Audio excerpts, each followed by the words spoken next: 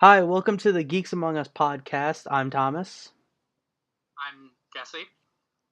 Oh, Ryan. I'm Bobby. I'm Chris.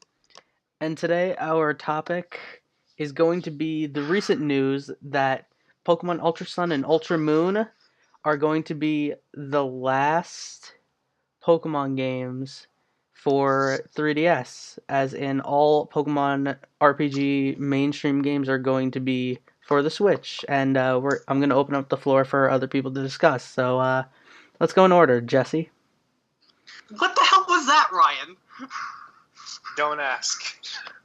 I was going with the flow a little bit with Bobby just raising their hands, and then I was like, you know what? No, not I can that. Your put my hand down. introduction. Your introduction. Oh, well, I can do very easy shrill voices. I can do very deep ones. It's just a thing that I'll end up doing on this podcast. I enjoyed it. All right, Please so let's focus. Oh my god. All right, Jesse. We're being run by Mario today, folks. What are your so, thoughts? Going on the actual topic, though, That's perfect. let's just say this: when this topic was first being discussed, my initial reaction was, we shouldn't be talking about this topic. It's not close enough to Halloween. And the thing is, I'd misread the thing in the messenger of what we were talking about, and it was like weird. I thought we had said that we were going to be talking about the possibility of these being the last games on the 3DS, and then I found out that 21st, that like 3 days ago, it was announced that these are going to be the last games for the 3DS, and yeah, I'm sorry, but it's gonna be rough. I just can't believe it. It's kind of heartbreaking for me, just because my first console was the DS Lite, and then DSi, and then 3DS, and now I'm gonna have to go buy a Switch. And it's just like, really? Why? You've done so much on this group of consoles, and now you're switching it up. I mean, the Switch doesn't even have the ability to play DS cartridges the same way the first DSs did with Game Boy, so it's just gonna, I don't know, it's gonna be weird. All right, let's move on to Ryan because I saw your hand go up a while ago. Woohoo! In any case, I also was reading I was also reading a few different articles about this, only because like let me put it this way. Whenever I wake up, I just turn on my phone. I have like a Google Pixel feed for my phone, and then it came across my news feed. So I'm like, oh, interesting. Let me look at this up further. I am an avid Pokemon fan. I've been since I was a little kid. My first game that I ever played was like Pokemon Fire Red and Leaf Green. Those games were amazing on the Game Boy Advance. But at the same time, I kind of dropped out of it. But like over the years, I did get a Nintendo DS. I did play my last game was like, I think Pokemon Black version and Pokemon White version. But in any case, I came back to the Pokemon anime for for Kalos, for the Kalos region, just because it was such a beautiful show. But all I can say is that just on the gaming perspective, when you have a console that it makes sense that it would be very hard for some people to move from the platform, because the company itself has been relying on that platform for like the last 20 years or so, probably, with these games. But at the same time, there's only so much that you can do with hardware and software in a single point. One of the articles that I read stated that they really put the 3DS or whatever station they made it for, to its limit, so that way they can get the most out of it.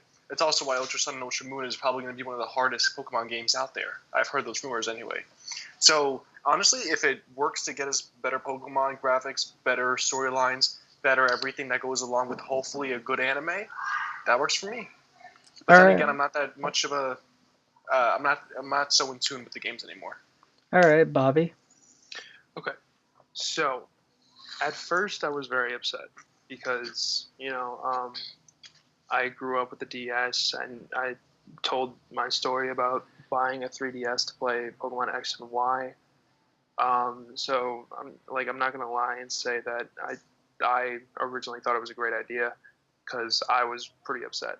But then when I thought about it, the next main series Pokemon game after Ultra Sun and Ultra Moon, it's gonna be not until 2019. So Nintendo is basically giving Pokemon fans 2 years to save up money and buy a Switch in order to buy and play those upcoming Pokemon games. Like Ryan said, if it means better graphics, better engineering in the software, then I'm all for it. Um, it is sad to see kind of an end of an era with Pokemon on, you know, purely handheld and portable consoles. But what Nintendo has showed us in the past is that they are capable of making a Pokemon game for the GameCube and for actual plug-in consoles. They did it with um, they did it with Pokemon Coliseum. They did it with XD Gale of Darkness. And they did a phenomenal job. Uh, and so definitely in the future, I definitely think that it's not as bad as people think, because it's not like um, when they announce the game, they say the next game they say, oh, this is only going to be for the Switch. They're giving us 2 years until the next Pokemon game. So if you don't save up money um, and buy a Switch and then you complain about it 2 years from now, then that's kind of on you. All right, and now Chris. Also, really quick, I forgot to say, Chris is finally here. Hey guys. Who is this person on my screen? I don't understand. All right, I just Chris. want to start by saying, like, I completely understand the sentiment that Jesse's coming from, with the idea that, like, oh, I've had a 3DS this whole time, and now here I am, kind of shit out of luck because they're switching over to the Switch apparently.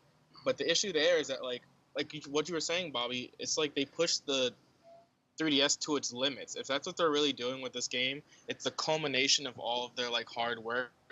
Then one, this is going to be a really good game, and two, that just means that like whatever we're getting coming to the Switch is going to be something that's going to blow our minds. And you can't tell me that you never read the forum boards and stuff like that where everyone's just saying, oh, when is the Switch gonna? Well, not even the Switch. When is Pokemon gonna come to like the main console? And when are we gonna get a long RPG game? And people have these theories about an RPG game that combines all the regions together. I don't know if that's actually gonna happen, but personally, No. I started with the SP and I started with the Advance and all that too. Yeah, I started with Emerald actually, so I know where it comes from with the whole. I have to get another console to get another game. Whenever Platinum and all that came out, Gen 4 I think it was, where you had to get the DS. I really enjoyed that too. It was a little annoying to get another console, but it's nothing new. You know what I mean? Yeah. All right. It's just something that I'm ready for. Yeah. All right. Before I move on to like the debates, because it looks like everyone's ready to go. I want to throw in my hat into the ring.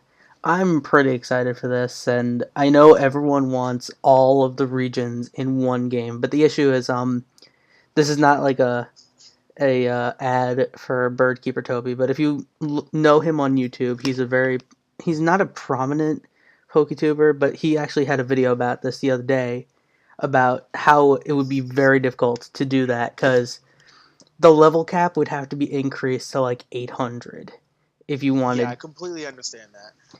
Yeah, and like if they did it like how Ash does in the actual show, where each region he drops off his team and he goes to the next one, you could do that now with if you still have red, gold, maybe Ruby, and just all of the Pokemon games. You could just do that and just use Pokebank and trading to do that. But am I the only one here who has a Switch? I think so. Actually, yeah, you are. Oh, wow. So Thomas here was ahead of the game. I am. I kind of like. I put myself a little in debt to get the game, but it was to get the Switch, but it was well. It was well worth it. The Switch is actually a beautiful console, and I can't wait to see Pokemon come to the Switch, because with the power that the Switch has, and the fact that yes, you can take the 3DS and the Switch anywhere, but being able, like, let's say you have a big flat screen, would you not want to see Pokemon on that flat screen? All right, let's move on to Jesse, because he's had his hand up for the longest time. Bobby will get to you. The reason why I'm very happy that I got to go first was because everything that everyone has said is true, and after the initial shock of holy shit, these are going to be the last games for the Nintendo 3DS, I accepted it. I'm like, okay, well, I'm just gonna have to get up the money for the Switch. However, then I read Frozen Sea article, farther than apparently everyone else has read. And I learned that the Nintendo Switch, for online functions, has a separate fee. Yes, that is true. And this is the main thing that's bothering me. It's going to be taking a good amount away from Pokemon, because a good portion of Pokemon is the playing online, the battling with other people, the wonder trading, all these things that they've added in. You're not gonna have to pay for, like with Xbox. The one thing with Nintendo has always been you didn't have to do that. So that is why. That's another reason why I'm having a problem. That's the main reason why I have a problem with this. All right, Bobby, you had your hand up first. So, Chris, you actually brought up a very interesting topic, and I wonder now that the Pokemon platform is moving to the Switch, it does bring up a very interesting debate of whether or not we think the Switch will bring Pokemon the capabilities of making a game where you are able to go to every region. All right. Well, yeah, I don't know if it's actually going to happen or not. But it is something that I know a lot of people talk about. So I wouldn't be surprised if in the future we actually do see it. All right, Jesse. Wait, oh, sorry, Bobby. You were gonna bring up something? It's just interesting because, you know, we see all these games separately, individually, and they're fantastic and everything. Like, what if, you know, sometime down in the future, they're able to just make a giant mashup of every single game? Yeah. And you're that would break my wallet. To catch them all without Pokebank, without anything. You're able to catch them all. And one know who would be a perfect character to be in that situation? Red. Yeah, I was thinking the same thing. Jesse. Yeah. Now, I do completely agree that may happen down the road. It's not going to be on the Switch. It's not going to be on the Switch for one reason only. Space. Yeah. Hard drive space. With the leading Xbox having currently, I believe, 2.5 terabytes or something like that. Jesus fuck. A game like that is going to take up a good portion of a hard drive on a small console like the Switch. There's no way that the Switch will be able to do that. Yes, I think it's a great idea, and yes, I would love to see it. It's not going to be on the Switch. It's going to have to be later on a bit of a larger console if this game does go from... Because now it's on the mix. The Switch is that one console that Nintendo put out that's like... It's a mix between the being able to bring in anywhere of the DS and the able to play with other people, sit in your living room playing with other people of the Wii. It's that middle ground there. So if Pokemon does use it as a bridge and eventually get to the bigger consoles, like if they end up releasing a new Nintendo console, like the new Nintendo or whatever, I think that would have to wait for that and for us to get an all regions game, because also they're not done making regions. And to tell you the truth, I don't think they will ever be done making regions. So, although it's a nice idea and I would love to see it, I don't see it happening for that reason. And if it does eventually happen, it's not going to be on the Switch.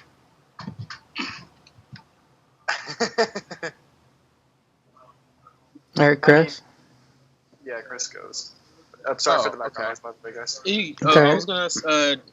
You could have went Ryan, but Jesse, I just wanted to go back to, because no one really responded to the whole money claim about not the money claim, the fact that they're going to be charging for online services. Not to be mean to Nintendo, but the routers and the servers for Nintendo's online capabilities were just absolute shit, and I think that they had to switch over to like a pay format at some point. If every other console's doing it, I'm just happy that it's like $20. Yeah, it's only $20 a year. Starting a year, and PSN is $30 a month or something. It's $60 a month for Xbox. Jesus. Not a month, a year. Okay, but still, $60 a year compared to $20 a year. That's $5 That's $5 That's $5 a month. But you have to pay for that in bulk, so you can't just like buy a year-long subscription and get charged monthly. You have to pay the $60 up front. At least that's how it is for PlayStation Plus. as Slate is for Yeah. Xbox as well. You have to pay it, use the okay. card, and then you can't set up an actual subscription. You have to buy the gold itself. Yeah. Hold on. So let's put it this. So let me put it the way I want to phrase it. But in order for Nintendo to have an efficient system with even just developing or per se, let's go along with the theory that they're going to make an all region map, or like they're going to put every single region that ever exists in Pokemon in a single game. First of all, why does that doesn't make any sense? Why would you bother keeping the topography and even just the data of the game when you all... Jesus Christ. Brian. Sorry, guys. When in the first place you have like Cynthia, you have Red, you have Blue, you have all these characters coming to Alola. You have all the major characters from these regions that have made it what it's known for already in the new game. What's the point of having the geography? You already have the key figures. I don't mean to be anybody about it, but like... it would take away the issue of like having so much more having the storage capacity of a console, having literally a single dominated console for this game, because that's what Pokemon started off as far as I'm concerned. But I don't see there's a point in that. And if you guys want to argue it, by all means do so, because it would make much more sense to just keep on going with the regions and keep the characters and actually like making some character development happen just because it makes sense for a game. I guess, or do I choose? So basically what you're saying is you want them to make a battle tree in all the upcoming generations, where we can fight these old trainers. That's actually not a bad The one thing I idea. have no doubt about is Cynthia coming back, because Cynthia's been in every single game since she was originally the champion in Pokemon in Gen 4, hasn't she been? I believe so. Wait, She's was she in X character. and Y? So, Was she in X and Y? Yeah, she was in X and Y. Ooh, Wait, she was in X and Y? Was Cynthia next? I'm gonna Google this. Yeah, please do, because I know that she was in Unova. Mhm. And I know that she was in Heart Gold Soul Silver if you had Arceus, so... And yet again, I apologize for the background Talking noise about- because I am in a different area. But, Yeah. yeah, I just But- It's alright. think that it would mean more being able to see, oh, hey, yeah, I met up with this trainer as the Pokemon League champion in Sinnoh, and now I've moved on to this next place adventuring, and they're here again. And I'm the same person, so She was not in X and Y. She wasn't? No. X and Y sucked anyway. That's true. Oris was better. Pokemon, Oris was better. Wait, Pokemon X and Y was what region? That was Kalos. And I'm joking. Oh, okay, Kalos the was NX. beautiful. It was black and white that Yeah. sucked. Bad to say Yeah. that. Black and white sucks. But Wait, I'm gonna Yeah, have to disagree with you there on that. what? That About black and white Kalos being sucked. good? Oh, okay. I liked black and white, and it doesn't for look another time. real quick. For another It doesn't look like Cynthia was in X and Y. That was just said, Thomas. All right. Well, you know what? I was busy looking it up. Okay, so I can finish my statement now. So instead of going okay, so I played through Sinnoh. I go back and now I played through Black and White, and you see Cynthia again. You're like, hey, I'm seeing this character for the second time, but the character that you're playing as has only met the character. This is the first time meeting the character. You could get so much deeper into the story and actually interactions with those NPCs if you have one character that goes between all the different regions. Because then when you see Cynthia in the next region, you know, hey, this is the Pokemon League champion. I battled her. We know each other, and I think it would make it a bit more personal than just kind of oh yeah, I guess as I know that you're the champion, I have those memories, but my character doesn't know that at all. Thomas? Yeah, Bobby, He was go. up first. So going with the Switch capabilities. First of all, Jesse, I think that's a really good idea. Sorry, Having one character throughout the journey. Okay. So anyway, do you think it's possible now for Pokemon spin-off games? And I'll give you an example. Pokemon Pinball. No, not Pokemon Pinball. God, please, no, not Pokemon Pinball. Please, and no you more mentioned pinball. Pokemon Snap earlier. Stop, Thomas. Just stop. I'm talking about what if, Pokemon takes the idea, well, not takes, but uses some ideas that are used in ROM hacks. What if there's a spin-off game where you are a member of the evil team? and and you can go off that. I'm not a writer, so I don't know how to make that work. But um, do you think it's possible now for Pokemon spin-off games that could be connected to the main series games? Could not be, but now do you think it's possible to get Pokemon games in more bulk? Jesse. Well, so basically you're talking about, God, I keep on getting these two mixed up. It's either Coliseum or Gale of Darkness, where originally the character that you play as was a member of the evil team. That was Coliseum. Yeah. Yeah, so, and they basically say, oh yeah, screw this, you guys are actually more evil than I thought, so bye. But yeah, so it's basically that type of thing, and that was on, the GameCube, I believe? Yes. GameCube. This is going to be the same thing with Pokemon coming to the Switch. I believe that's very possible. The Wii was definitely all Wii game oriented, Wii Sports, and then you had some Mario games or the Super Smash Bros. Games. So that was very entire Nintendo world oriented, where the Switch is more specific games. So I do believe that with Pokemon coming to the Switch, it's very possible that we will be getting spin-off games because it's very possible now that we're moving on to a different thing. The one biggest complaint that everyone had about whether or not Pokemon Generation 4 is going to get a remake was based on the fact that you could still play the Gen 4 games on the 3DS, and that's true. With the move to the Switch, you won't be able to do that, which is why it sets up the stage for them to go and remake Gen 4. With that, it would also make sense for them to go and remake some of those old games that you could only have on console before. So maybe remakes of Coliseum, or maybe sequels or things like that. So I do agree. I'm sorry to interrupt, but correct me if I'm wrong, but isn't it already pretty much confirmed that the first Switch game is going to be Gen 8 and not a remake? Yeah. Yeah, but that's the way it always happens. The first game in the generation and the remake, it happened with with Generation 4, it happens in Generation 6. It's always the mainstream generation games and then the remakes afterwards. Happened in Gen 3. But there was no remake after Gen 7. You're just going from Gen 7 to Gen 8. Well, because there was none in Gen 5. There was no remake in Gen 5, and Gen 5 had a sequel. Well, yeah, it was a 6 sequel. came along, and Gen 6 had a remake, and now Gen 7 is having a sequel, so that now makes sense for Gen 8 to have no sequels, but instead a remake. God, we're in the 8th generation of Pokemon. Well, we're going to be. We're going to be, and there's going to be 1,000 Pokemon. When do they stop? They're not going to. It's a money machine. Now, a big question I have. Yeah. Could I just finish what I was saying? Yeah, go ahead, Jesse.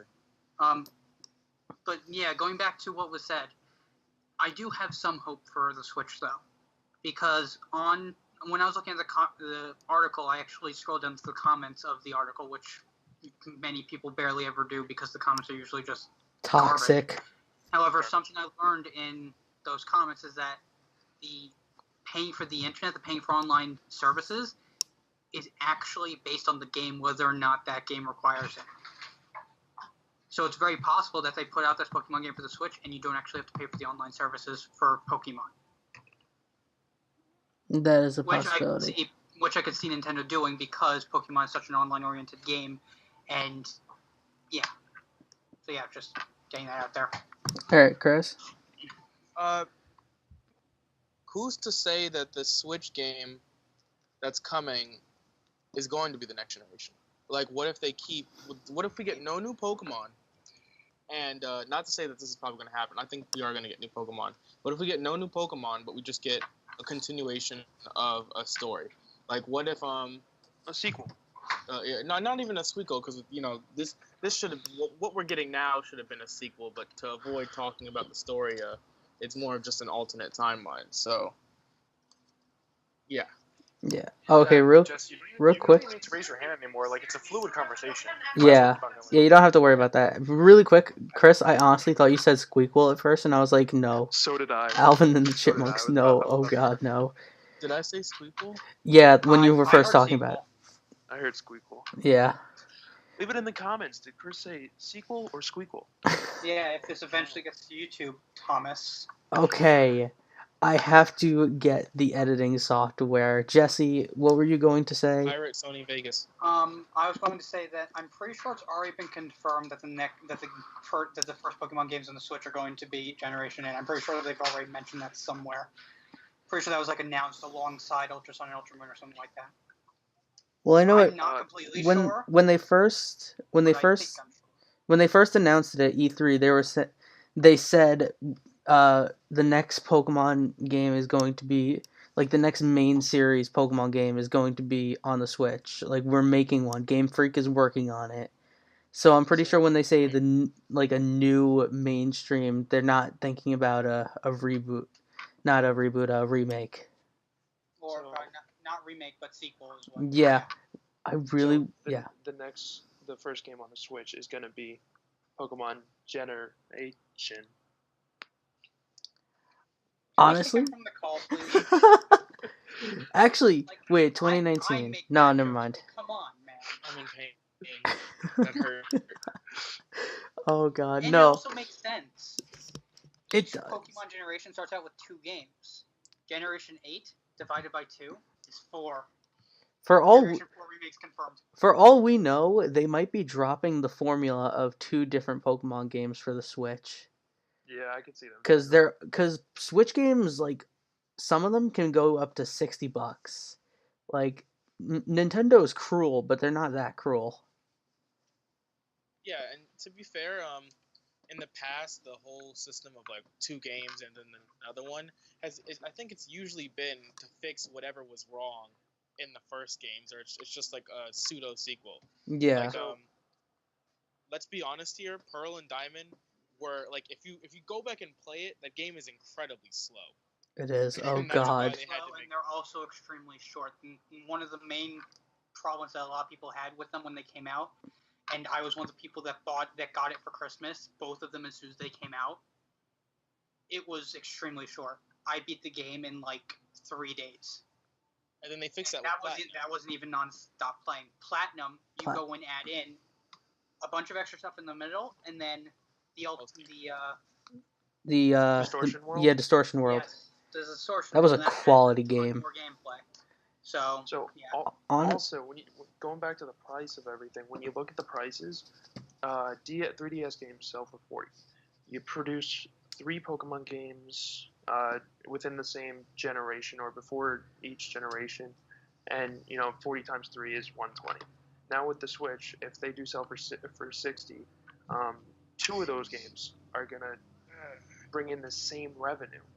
So for them, they're probably still gonna put out 3 games because that's more money for them. And I have to say, games on a console can be said, oh yeah, all the games on this console are this much money, but with something that's this delicate like Pokemon, I think that they might keep the Pokemon cost to be the Pokemon cost of still having those games cost that much, so that they can keep with the formula. Well, I don't see Nintendo changing the formula, to tell you the truth. Well, maybe not, because not every Switch game is $60. Some of them are 20, exactly. like Snipper Clips. Some of them are 40. Dragon Ball Xenoverse is 50.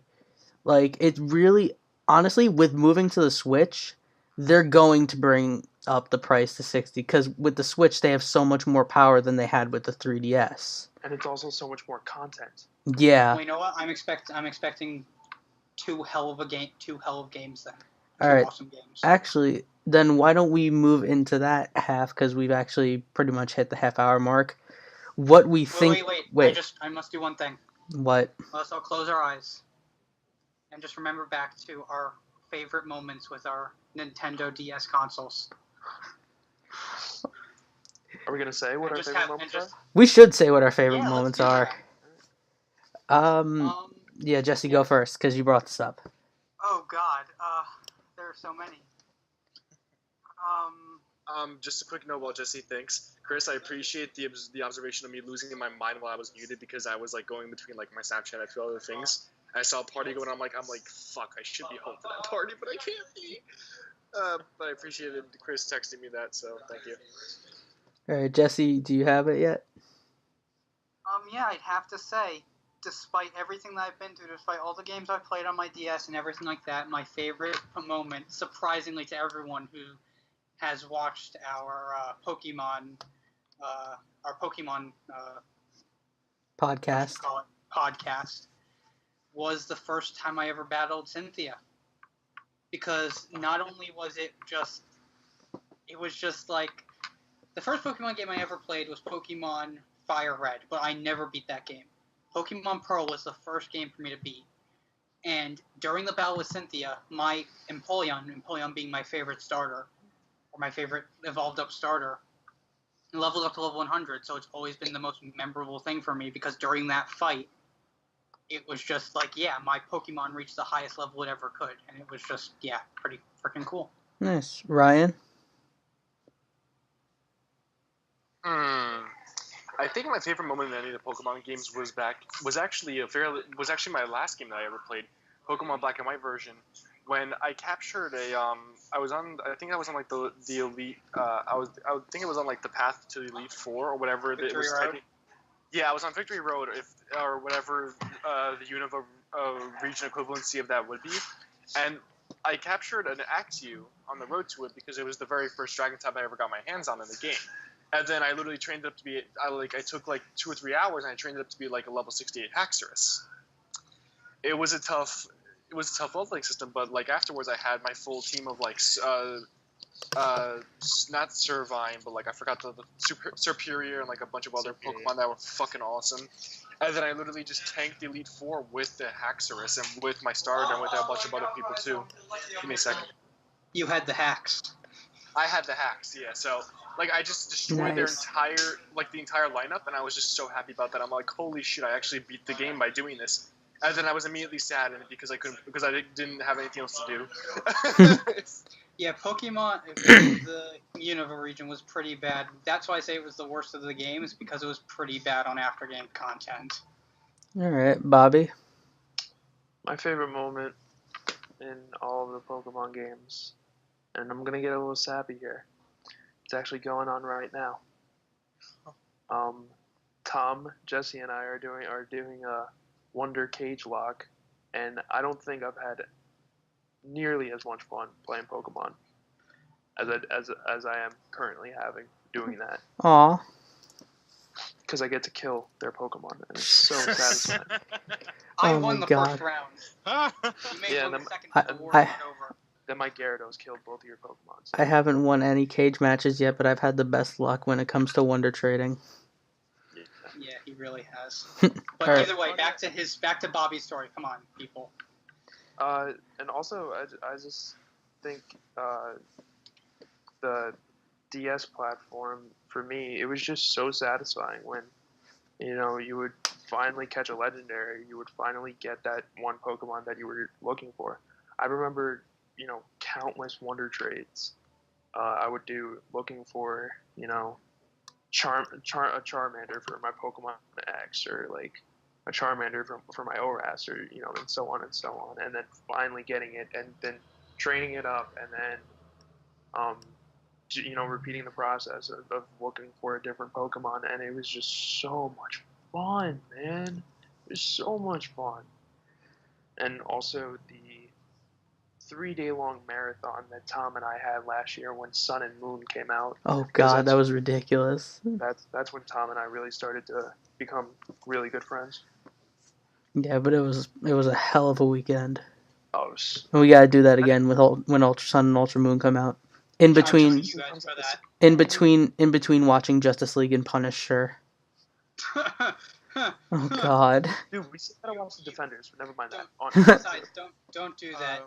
You need to pay attention to the Pokemon game. Don't. That's true. Put it up to the side. All right, Chris. So for me, it's a tie between two things, but the first thing I have to say is Unova was not bad. Okay, Unova was actually. It was really good. Funny enough, I had fallen out of Pokemon at some point. I forgot what it was. It was whenever Black and White was announced, and I was like, oh, they're running out of names, they're going into colors, oh, they've got an ice cream Pokemon, they're running out of ideas. I was like that kid. And it took me like 2 years I think it was 2 years or it was like a year. And whenever I was like, you know what, there's another Pokemon game coming out, I might as well give this one a try. So I went to play Black and White, and I loved it. It was probably like the best story. It was the best story wise in a long time. I can't even. Still the best story. It is. It is still the best story wise. Yes, it is. Actually, you know what? Compared to Sun and Moon, I don't know. It'd be a tough competition between Black and White and Black and White 2 and Sun and Moon. But that game was like, the story wise, it was amazing. But the best point in it for me was the fact that it kind of tackled the idea of if Pokemon, the whole concept of Pokemon fighting was at all moral. Because like, you know, you have this dude named In who's like, hey, why are we doing this again? Why are you letting Pokemon fight each other? And it was specifically at the Elite Four, whenever I think he like ambushes him or something like that. Someone correct me if you can. I think so, like, yeah. The ship comes by and it Oh, yeah. corrects them. Not corrects them. Like he just crashes the Elite Four mid fights, and it's just like, I was like, whoa, this is entirely different from anything ever. I love it.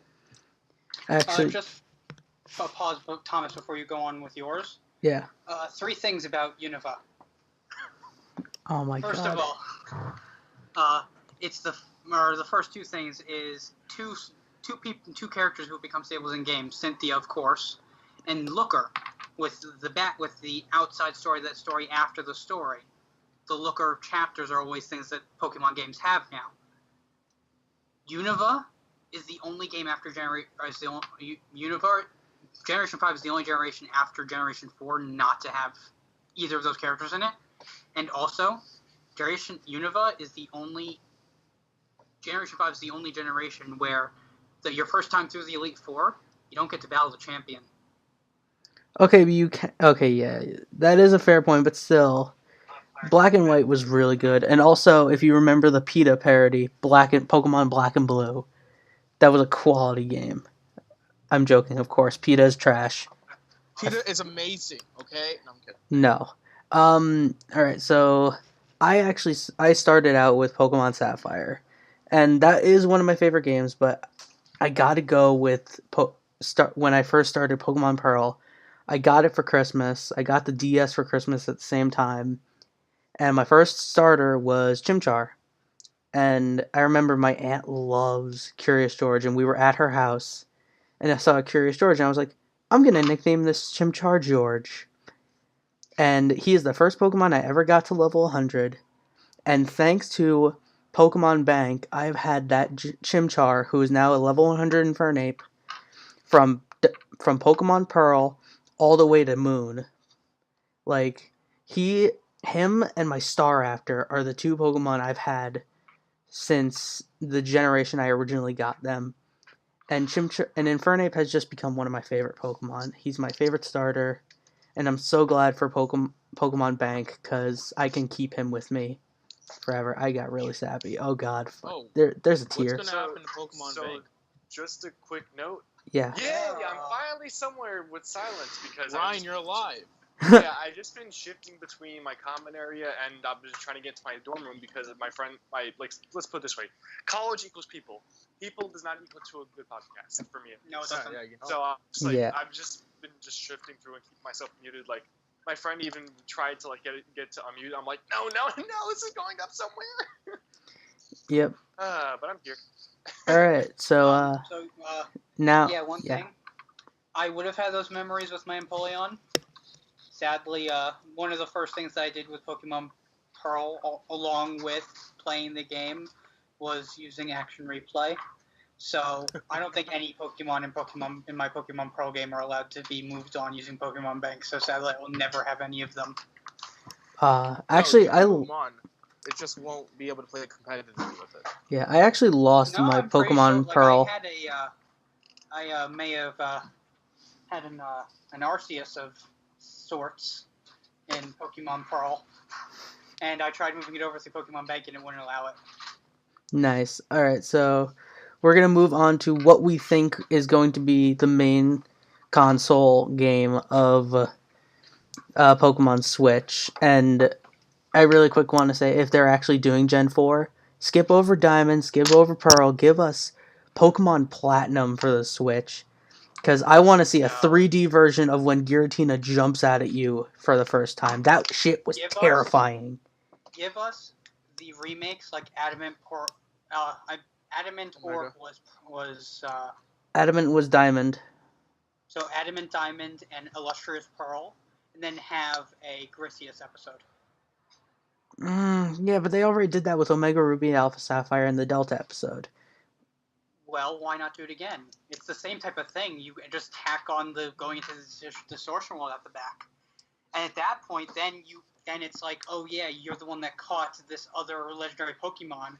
These legendary Pokemons were originally the ones that put Giratina where it is. You're going to need its help to go and keep Giratina there, or defeat Giratina.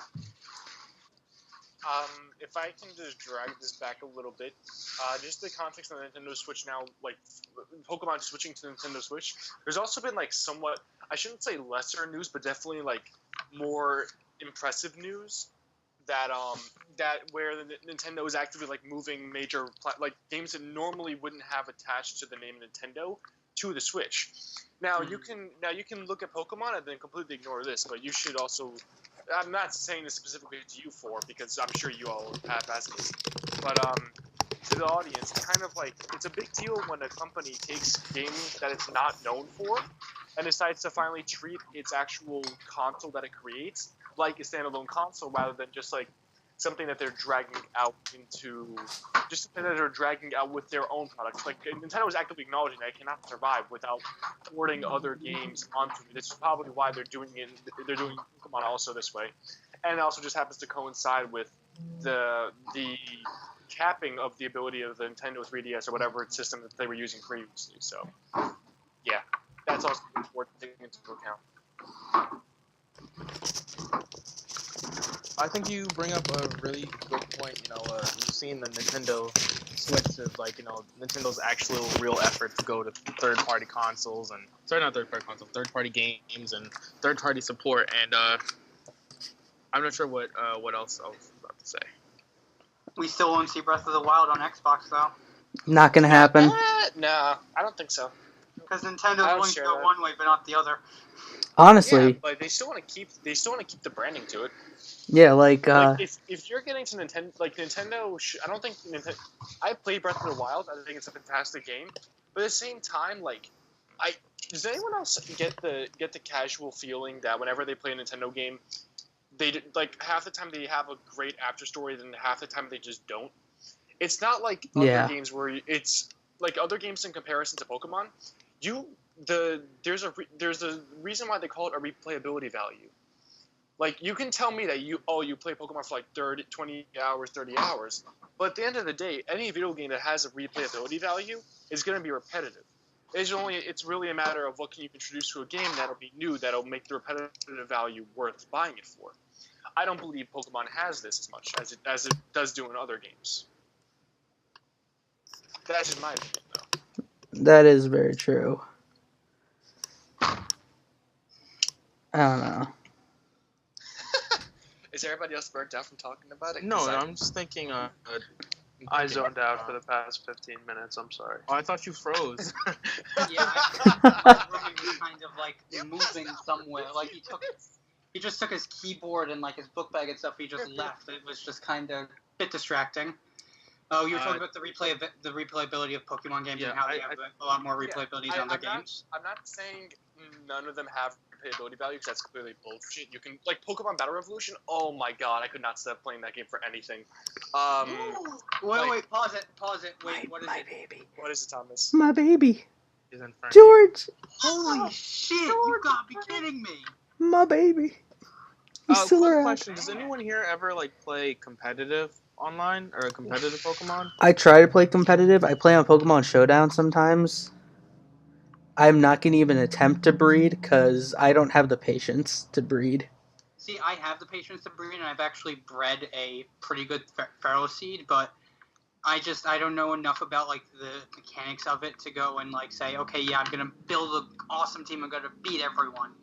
It's just kind of hey, let's play more Pokemon. This is something I can do as extra. So the thing is, because I asked because I used to play competitive a lot I didn't go into the competitive scene for Sun and Moon because I was annoyed with the breeding mechanics. But the truth is, they made breeding a lot easier in Sun and Moon, from what I understand. I just never got into it. I remember X and Y was just incredibly easy to get into breeding. As For far one as reason, that one goes, reason only. Lumio What? City Center. yeah. You just put a little quarter underneath your circle pad, and your character will just go around. There was a cafe that you could go to where you leave, or was it the daycare or something? You leave it there, a quarter under your gamepad overnight, and then you wake up and your Pokemon's level 100 or Jesus. something like that. It was a lot of money, but I remember. I'm curious as how they're going to tackle the competitive scene in X and Y. I'm sorry, Ultra Sun and Ultra Moon, because I think breeding is a really big part of that, and the way breeding worked in Sun and Moon was that they made the breeding easier, but they also made it a lot more complicated than it needed to be. Like there was no little area where you could run back and forth for it, or there was no farm that you could go to get a bunch of IV'd Pokemon already, or there was no Ditto farm. It was just a lot more annoying for me, at least. Well, actually, there is a way to get pretty good IV Ditto, because the more something that was recently discovered is there's a way to make it so that a Ditto will live forever, never struggle. Basically, you bring a Smeargle with Recycle on it and a Lepa Berry. You have the Ditto transform into that, and the Ditto is now just constantly alive, constantly calling for help. And once you reach 30 of the SOS calls, the 31st one actually has it's guaranteed to have 4 perfect IVs, and then you just have to keep going until you find one that has the other 2.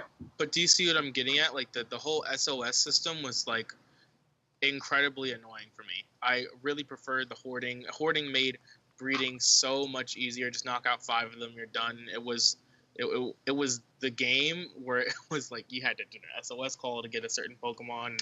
It was just a little too convoluted for me. So Yeah, what's but an SOS call? SOS is basically the Pokemon, once you get down to a certain level of health, will call for either a Pokemon of the same type, or for some, a Pokemon of a different species. Oh, that's right. Yeah. And not only does it give that chance of getting higher IVs, but also allows for it to get the hidden ability, and it also raised up Shiny, and that's why a lot of people do like SOS battles, because it made Shiny hunting a lot easier. Yeah, I shiny hunted using that method. I still Shiny hunt using it. It took me Again. like 3.5 hours to find a shiny Alolan Rattata. I don't have the patience to shiny hunt, yet somehow I found some shinies. I got a shiny Wishy-Washy. Oh, something I learned recently is that Friend Safari in X and Y, the shiny charm doesn't actually affect it. There's a set chance for you getting a shiny each time you go and encounter a Pokemon there. So I went and was shiny hunting there for a bit. You just kind of run around in the grass until you get something. 3 encounters, I got a shiny Seviper. Nice. That was pretty fun. So Pokemon has single-handedly gone from a 32-bit, like many games, a 32-bit game, or just actually no. Let me compare it to Wolfenstein. At first, people were like, "Why the hell are you comparing those two games?" But if you think of it in terms of like its original status, it's like Wolfenstein and Pokemon all started out with like not a similar graphics engine, but in a similar spot where they had a set thing that they could do, and then a set thing where they couldn't do, and then they both ended up staying in either the same place or moving. Nintendo did a lot more with Pokemon, very much obviously. Wolfenstein kind of disappeared for a little while. Wolfenstein too. Yeah, but like they came out with various sequels, but Pokemon kept on expanding their stuff. They kept on adding on the graphics. Nintendo kept on like developing the game as much as they can develop it, and through it's almost like its childhood.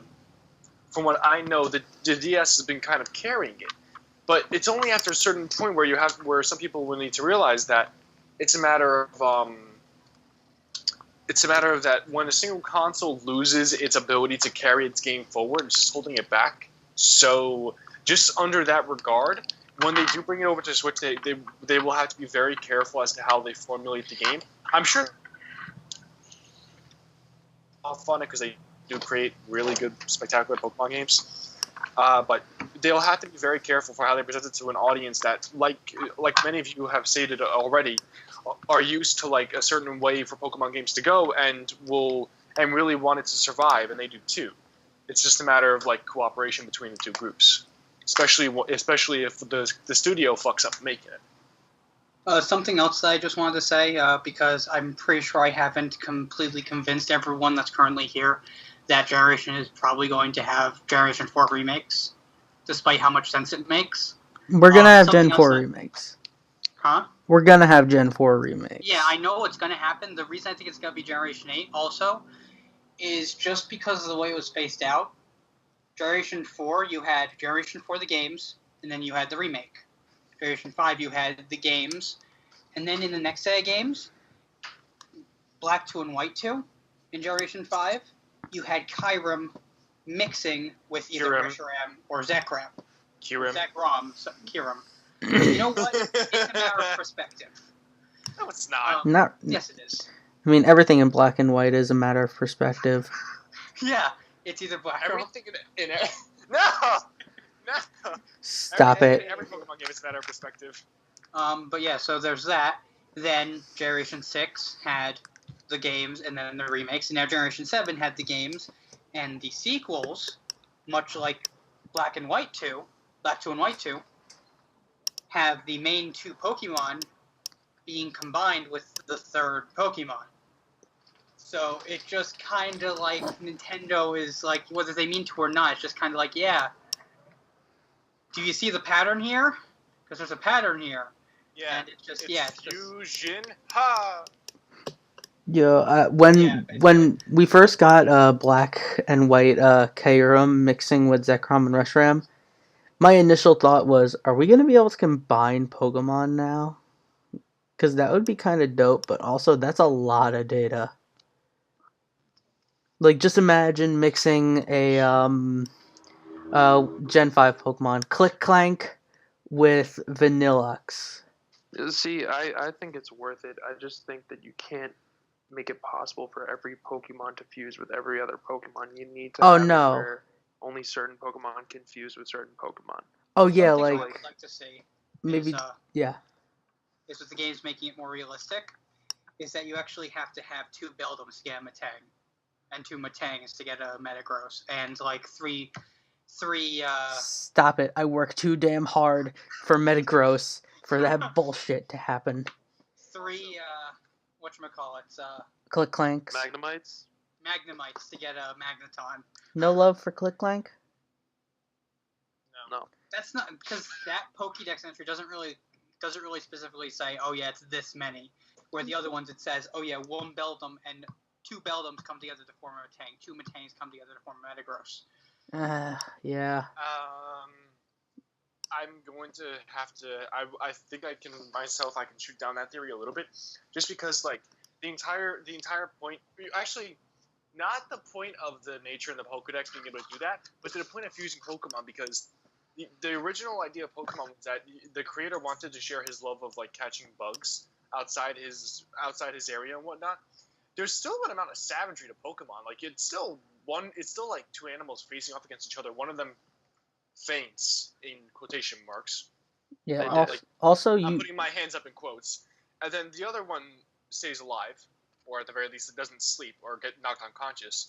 It's still a matter of survival of the fittest. Like especially with Mega Evolution, just like the newest example of that. Holy shit! Talk about the new forms they had.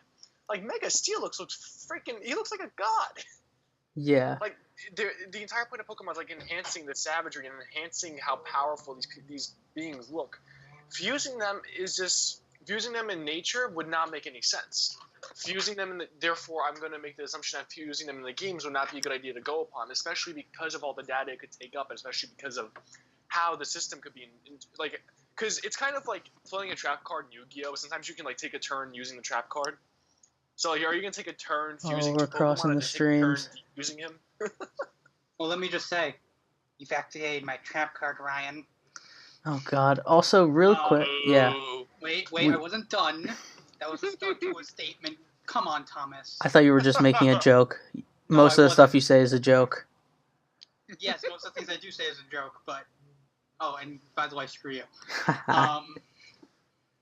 I know. To tell you the truth, another thing that was a joke was the whole bringing 3 Magnemites to make a Magneton. That I was completely joking about that. That would suck. That would be awful. But the thing is, that's why I do like the fact that when it does come to Pokemon fusing, there's a story behind it. Necrozma is like a parasite, and has infected the 2 legendary Pokemon with Kyurem, Kyurem? whatever. Whatever. I Just the say K Kyurem, Pokemon. so that's what I'm gonna say. Kyurem. Him and the 2 others were originally one Pokemon, and that's why you can fuse them together, so it makes sense. That works. Speaking of which, I don't know when they're gonna do it, but I want to see a full-powered, the same way they gave us perfect Zygarde in this game. Perfect I Cell. want to see perfect Kyurem. That would be interesting. Where it's Zekrom and Reshiram and Kyurem into one. That would be with the Gen 5 remakes. What was the original Pokemon name of those 3 combined? Because this is the first I'm hearing of this. Kyurem means perfection, so it was originally just Kyurem. Yeah. That's why he is the empty husk, because the 2 others were pulled off of him. I don't think there is a name. Oh, okay. But what was I gonna say? Oh yeah. Also, you can't really base everything off of Pokedex entries. Like the Pokedex says Charizard is 4'11". I'm taller than a Charizard. A Charizard is the height of my mom. That's not true.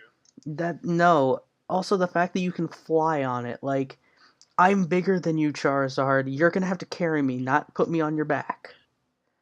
Also, Dude, break Charizard's back. Also Going with back to Whip.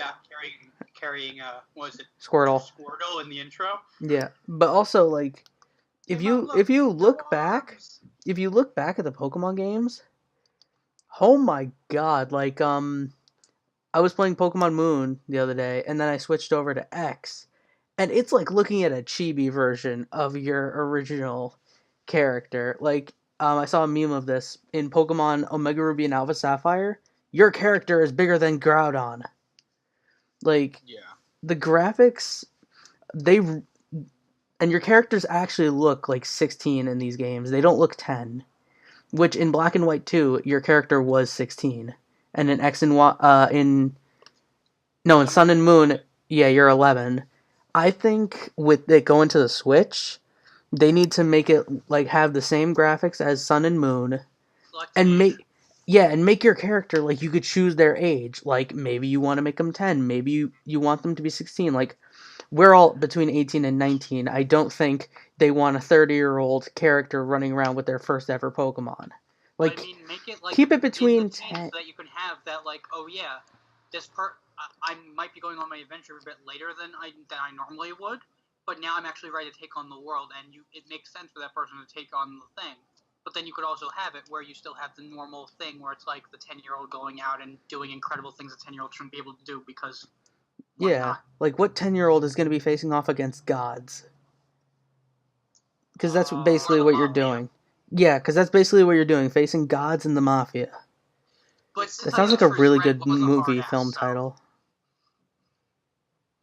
But I'm trying to think of the anime that I saw that was specifically like a 10-year-old taking on like gods, or not gods immediately, but like Percy Jackson. Gods. No. No, Percy Jackson. No, Percy Jackson was 14. They're like in high school and they're taking on like deathly stuff. Yeah, I meant this is gonna be really unpopular. I think Reiner Luke. No, okay, never mind. Can't say.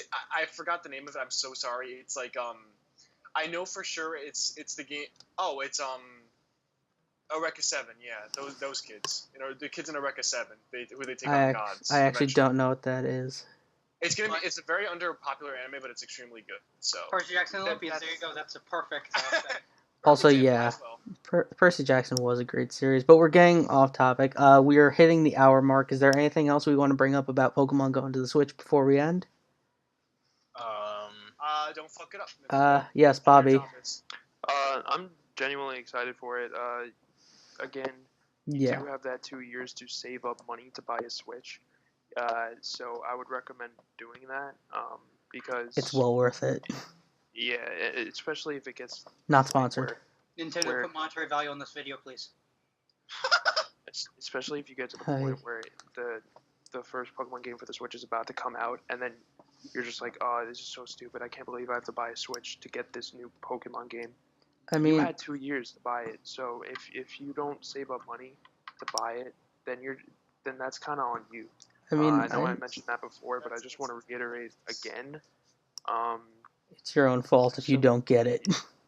Basically, honestly, Yeah, basically. and so yeah, I'm genuinely excited for it. I think it's gonna be great. I think Gen 8's gonna be great. And yeah, that's basically all I got. Super excited for Ultra Sun and Ultra Moon. Oh, I Now, can't wait. what I had originally been trying to do during the middle of this episode was let us now all have a moment of silence for the empty cartridges of our Nintendo 3DSs once Pokemon starts getting started on the Switch. And don't forget to like that hit button. Oh my god! All right, that was a good switch. All right, hope everyone enjoyed this. Leave a comment. Tell your friends. I've been trying to sponsor this to people, but nobody wants to Yeah, watch. but he hasn't put up any videos on the channel, so I mean. Okay, I've had stuff up on SoundCloud. People watch SoundCloud. Listen to. More people watch YouTube. People And on people listen SoundCloud. to People would get on YouTube People very listen to shortly. SoundCloud. Thomas. This They will don't get watch edited it. out. Okay, people will eventually see This this. entire argument will get edited out completely. No, I'm keeping this in. I'm keeping That's this not in. gonna happen. I want people. I Anyway. want people to know. Anyway, don't forget to like that hit button, and Jesse and Tom, Like that hit you button, two- there you go. you two can have your little bitch fits after we stop recording. How about Fair that? enough. All So, right. see you guys later. All right, goodbye. Bye. Hit that like button.